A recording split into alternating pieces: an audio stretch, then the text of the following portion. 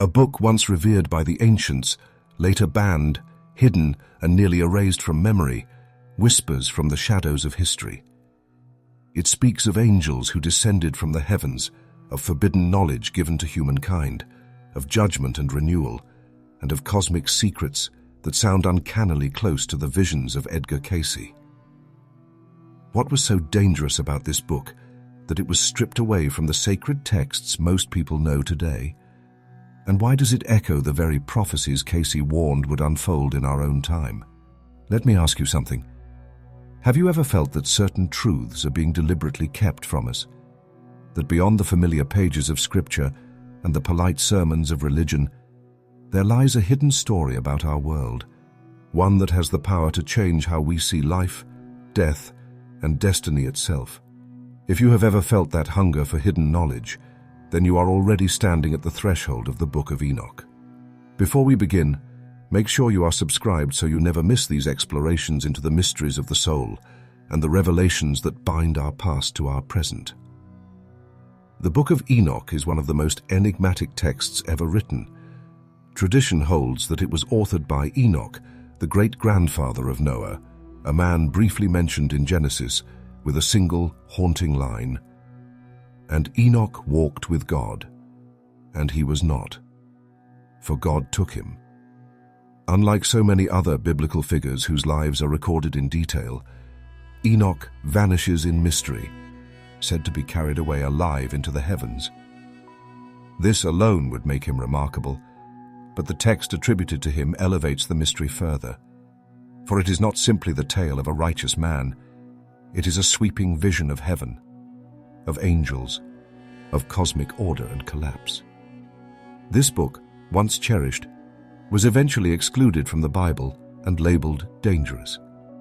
For most of the world, the Book of Enoch became a forbidden text, relegated to the status of apocrypha, a word that itself means hidden. And yet, for those who have opened its pages, the sense is not of some irrelevant fragment, but of something shockingly alive, as though the words themselves breathe secrets. What does it contain? The stories are staggering. Angels called the Watchers who looked upon humanity with desire and descended to earth. Beings who taught men the use of weapons, women the arts of enchantment, who revealed to mortals the forbidden sciences of heaven. Their union with humankind gave birth to the Nephilim, giants of terrifying strength who devoured the earth and brought chaos. These Watchers, once radiant, fell into disgrace, condemned and bound in darkness, awaiting judgment. Does that sound familiar? Cayce spoke often of the fall of souls, of beings who misused their divine powers and were cast into material form, bound to the earth through their own choices. He warned that this fall was not some faraway myth, but the very origin of human struggle, a spiritual reality playing out even now. The resonance between Enoch's forbidden visions and Cayce's readings is difficult to ignore, and it raises a haunting question. Could these be fragments of the same ancient truth, surfacing across ages, each time shrouded in secrecy, yet waiting to be uncovered? To understand why the Book of Enoch holds such weight, we must step back into the world in which it emerged. Enoch lived generations before the flood, in an age when, according to tradition, humanity was already straying from the divine order. While other men of his time are described in passing, Enoch is presented as a figure chosen for something extraordinary, a human who was lifted beyond the limits of mortality and given access to divine knowledge. His book reads not as a work of philosophy, but as the testimony of a traveler who has seen what lies beyond the veil. The text opens windows into realms that most of us can only dream of. It speaks of multiple heavens, of radiant beings who record every action of humankind, of stars and planets that move not by chance but by divine command. Enoch is guided through these realms by angels, shown the secrets of creation, and entrusted with visions of both the corruption of the world and its eventual renewal. In his account, we find a blend of beauty and terror, awe and warning. But why was such a book hidden away? In the early centuries of Christianity, some teachers revered the Book of Enoch, even quoting from it. The New Testament itself references his prophecies, suggesting that the earliest believers saw them as sacred. Yet as church councils began to define which writings would form the canon of Scripture, Enoch was excluded. The reasons were never explained clearly, but many scholars believe its vivid depictions of angels and cosmic judgment, along with its uncompromising view of human corruption, were considered too controversial. It painted a reality where the boundaries between heaven and earth were dangerously thin, where angels could fall and men could rise, where divine mysteries were not locked away, but revealed to those who dared to look. Imagine the effect such a teaching might have had on societies trying to enforce order and orthodoxy. A text that insists heavenly beings once walked among us, that forbidden knowledge was passed down to mortals, that judgment is not a vague metaphor but a coming reality, could easily be seen as destabilizing. So it was removed, labeled as apocryphal, and in time, forgotten by most of the world. Only in Ethiopia, far from the centers of European authority, was it kept alive, preserved in the Cayce language and read as scripture to this very day. For those who rediscover it now, the Book of Enoch reads less like an ancient relic and more like a voice calling across the ages. When paired with Cayce's descriptions of humanity's fall and the spiritual forces at work within our lives, the parallels become all the more striking. One describes the descent of angels, the other the descent of souls. One warns of judgment for corruption, the other of earth changes and the need for spiritual renewal. They are different lenses, yet both gaze upon the same horizon. The heart of the Book of Enoch beats with the story of the Watchers, and it is this tale that has gripped the imagination of seekers for centuries. According to the text, a group of angels gazed upon humanity and, overcome with desire, descended to earth. They were meant to be guardians, watchers who observed the order of creation and safeguarded divine law. Instead, they crossed the boundary between the celestial and the mortal, and in doing so, they set into motion a chain of corruption. Led by figures such as Semyaza and Azazel, these angels entered into unions with human women. From these forbidden bonds came the Nephilim, giants who walked the earth, beings of great power but also insatiable hunger. The Nephilim devoured the labor of mankind, consumed resources, and brought violence and ruin. The earth groaned beneath their presence. Humanity, instead of being uplifted by heavenly guidance, became ensnared in chaos. What makes this tale even more striking is the knowledge these angels bestowed. They taught the arts of warfare, how to forge swords and shields. They revealed enchantments and spells, the manipulation of beauty and desire. They instructed men in the reading of the stars, not as a path to understanding the divine order, but as a means of controlling fate. In short, they gave humanity tools it was not yet ready to wield. What was meant as knowledge to uplift became knowledge to enslave, and instead of drawing humanity closer to heaven, it bound them deeper to the earth. When we turn to Cayce, the resonance is immediate. In his readings, he spoke of souls who once existed in harmony with the divine, radiant beings of pure potential. Yet through misuse of free will, they descended, clothing themselves in material form and becoming entangled in the very forces they were meant to master.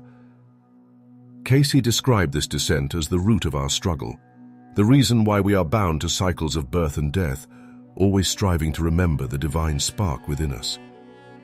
Just as Enoch recorded angels who gave forbidden knowledge that led to destruction, Cayce warned of souls who, in seeking power without wisdom, bound themselves to a lower path. Both accounts tell of a fall not as a simple moral failure, but as a cosmic turning point, a corruption of purpose that reshaped the destiny of the earth. The Watchers were punished, chained in darkness until the time of judgment. Their offspring, the Nephilim, were destroyed by the flood, their memory haunting the collective imagination of humankind.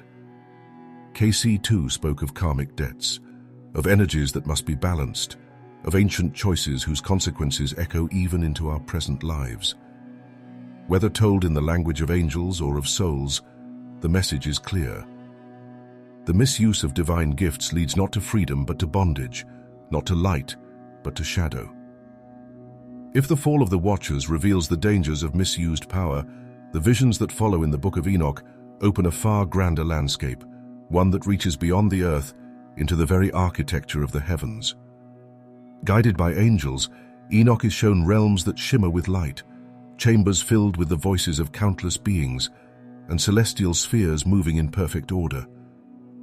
He does not speak of a single heaven, but of many, each layer unveiling deeper mysteries, each guarded by beings of radiant authority. He describes places where the souls of the righteous rest, and others where the wicked await judgment. He sees the storehouses of the stars and the pathways of the sun and moon.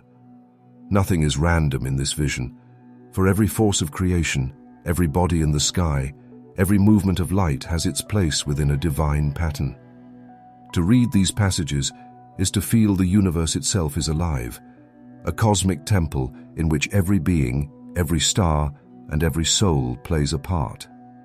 Edgar Cayce, in his own way, painted a vision strikingly similar.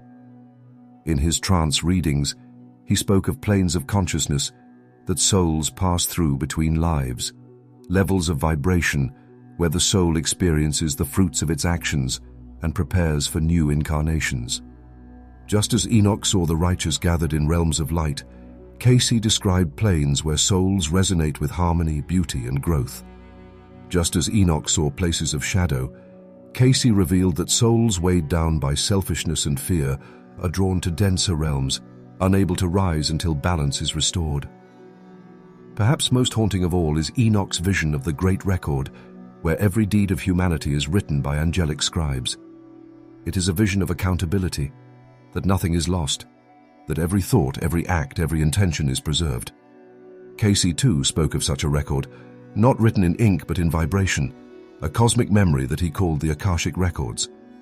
According to him, these records exist like a universal library, holding the story of every soul, past, present, and even potential futures. Imagine the implications. Enoch, thousands of years ago, describing heavenly beings who record every action of mankind. Cayce, in the 20th century, describing the same truth through another lens, insisting that he could read these records to reveal a person's past lives, their struggles, their purposes. Neither man claimed this was metaphorical. Both presented it as reality, a reality that demands we live not as though our choices vanish with the moment, but as though they echo across lifetimes, inscribed into the fabric of creation. For modern listeners, it is tempting to dismiss such accounts as myth or imagination. Yet when two voices from such distant ages describe the same pattern, multiple heavens, realms of light and shadow, and a universal record of all souls, we are left with a choice. Do we dismiss them, or do we pause and consider whether we are being handed fragments of a truth too vast to be contained in one tradition alone? Among the most unsettling passages in the Book of Enoch are those that speak of judgment, not only for the fallen watchers, but for the entire earth. He sees floods of fire, mountains melting, stars shaken from their places, and the world itself trembling under the weight of corruption. For Enoch, these are not distant symbols. They are the cleansing of creation, a great reordering that must take place before harmony can be restored. Edgar Cayce, centuries later, echoed this same solemn theme. In his trance state, he warned repeatedly of coming earth changes, shifting coastlines, violent storms, floods, and fire. He spoke of cities sinking beneath the seas and new lands rising where oceans now roll. He warned that the earth will be broken up in the western portion of America. The greater portion of Japan must go into the sea. To Cayce, such upheavals were not punishment but consequence, the inevitable result of humanity's disharmony with divine law. Enoch's visions and Cayce's readings align in a haunting way. Both insist that the earth is alive, responsive, and bound to the moral and spiritual state of mankind. When selfishness and corruption reign, when the balance of life is ignored, creation itself begins to convulse. The disasters are not random, they are mirrors. Yet both voices also carried hope. For Enoch, after the time of judgment came renewal. The righteous would walk in light, the earth would be healed, and peace would flow like rivers. Cayce too spoke of a coming golden age, one that would rise not from destruction alone, but from the awakening of human consciousness. He saw a future in which humanity, if it chose rightly, could align with the divine pattern, rediscovering the harmony that had been fractured. What makes this especially urgent is that both describe these events not as vague myth, but as unfolding reality. Enoch claimed his visions revealed the fate of the generations to come, a prophecy meant for the future. Cayce's warnings given in the 1920s through the 1940s spoke directly of shifts already beginning in his time and intensifying in ours. Look around today, and their warnings take on a chilling resonance. Storms grow stronger, fires spread wider, seas rise higher. What Enoch saw in ancient visions, what Cayce revealed in trance, may not be distant prophecy at all, but the trembling of the present moment. Both call us not to fear alone, but to responsibility, to recognize that the destiny of the earth is bound to the choices of humanity. If Enoch's prophecy and Cayce's readings converge, then the message is clear. There is danger, yes, but there is also a path forward. The cleansing fire, the shaking of the earth, the collapse of what is corrupt. All of these open the door for renewal, for a world reborn. The question is whether we will awaken in time to walk through it. In the early centuries of Christianity, Enoch's writings were known, read, and even quoted in sacred texts. The Epistle of Jude, a book that still rests in the New Testament, directly cites a prophecy of Enoch. Behold, the Lord comes with 10,000s of his holy ones. This alone proves that the book was not only circulating, but considered authoritative by the earliest followers of Christ. And yet by the 4th century, when councils of bishops gathered to decide which books would remain in the Bible and which would be cast aside, the Book of Enoch vanished from the canon. Why? One reason, scholars say, is that its visions were too strange, too otherworldly. Enoch spoke of angels descending and corrupting humankind, of secrets of heaven revealed to mortals, of stars that could fall from their appointed places. These themes blurred the boundaries between heaven and earth, divine and human, in ways the early church fathers found dangerous. To allow Enoch's book into the canon was to invite questions about the unseen world, about cosmic law, about the role of hidden powers in shaping history. Another reason was control. The Book of Enoch taught that judgment was not merely an end-of-days spectacle, but an ongoing cosmic reality. It declared that heavenly beings could rebel, fall, and suffer punishment. It warned that humanity's actions were directly tied to the balance of creation. Such teachings threatened the neat theological order the councils wanted to preserve. A God who works only through approved channels of priests and doctrine is easy to manage. A God who reveals cosmic secrets through visions, dreams, and prophets is not. Edgar Cayce would have understood this perfectly. He often said that throughout history, truths have been withheld, hidden, or distorted, not because they lacked power, but because they had too much of it. In his readings, he warned that spiritual knowledge was suppressed when it threatened worldly authority. He stated that in every age, there have been the attempts of those in authority to keep the truths away from those who sought. Is it any wonder, then, that the Book of Enoch was branded too dangerous, too uncontrollable, too unorthodox to be preserved in the sacred canon? Like Cayce's trance visions centuries later, it opened doors that institutions preferred to keep shut. And yet, the word survived, hidden away in Ethiopia, preserved in secret manuscripts, rediscovered in the caves of Qumran with the Dead Sea Scrolls. The Book of Enoch refused to vanish. Just as Cayce insisted that no truth can remain buried forever, Enoch's prophecy re-emerges in our time, speaking with renewed urgency. When you hear the phrase "banned from the Bible," understand this. It was not discarded because it was false. It was discarded because it was too true, too unsettling, too close to the mysteries that still shape our world. Enoch saw a world corrupted by forces both human and angelic. He warned of a time when greed, lust, and the hunger for power would spread like a sickness, distorting nature itself.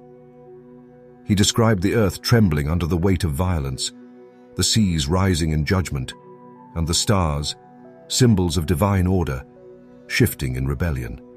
To the ancients, these were terrifying images, but to us today, they sound hauntingly familiar. Edgar Cayce, in his own prophetic visions, echoed this same pattern. He spoke of an age when humanity's misuse of knowledge, technology, and power would bring about upheaval in the earth itself, storms, earthquakes, and changes in climate. He warned that the earth will be broken up in the western portion of America. The greater portion of Japan must go into the sea. Upheavals in the Arctic and Antarctic will make for the eruption of volcanoes in the torrid areas. Cayce was clear. These disasters were not punishments from a wrathful God, but consequences of imbalance. Spiritual laws ignored, divine harmony broken. And the Book of Enoch speaks the same language. When angels abandoned their place and humans abandoned their duty, the result was catastrophe. When cosmic order is violated, the earth responds. Why was this message suppressed? Because it demands responsibility. It places the weight of creation in our hands. If the world trembles, it is because we have trembled in our devotion to truth. If the seas rise, it is because our greed has poisoned them. The Book of Enoch did not allow humanity to hide behind ritual or hierarchy. It called every soul accountable. And this is exactly what Cayce proclaimed, that each soul is a co-creator with God, shaping not only personal destiny, but the fate of the planet. So here we are, in a time when the warnings of both Enoch and Cayce seem to converge. Violence, corruption, imbalance in nature, upheavals in the earth. Are these not the very headlines we see every day? But the message is not doom. Both Enoch and Cayce pointed toward renewal. They foresaw that after the chaos, a new age would dawn, a time of purification, of greater light, of spiritual awakening. In Cayce's words, "For the earth is the Lord's, and the fullness thereof. Then do not be afraid." Perhaps that is why the Book of Enoch has resurfaced in our age, after centuries of silence. It is a reminder, a warning, and a promise. Just as Cayce's readings have returned to speak to modern seekers, Enoch's voice rises once more from the shadows of the past, declaring that the choices of humanity echo in eternity. What was once banned, what was once hidden, is now revealed. The question is not why it was silenced then, but what we will do with it now.